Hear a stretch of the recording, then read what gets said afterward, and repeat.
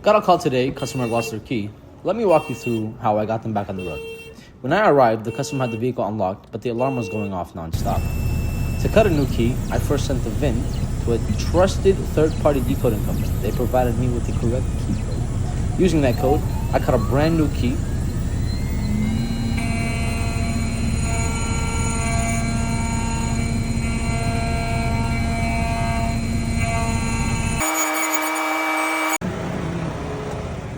I always double check first on the door lock and then the ignition to make sure it works perfectly.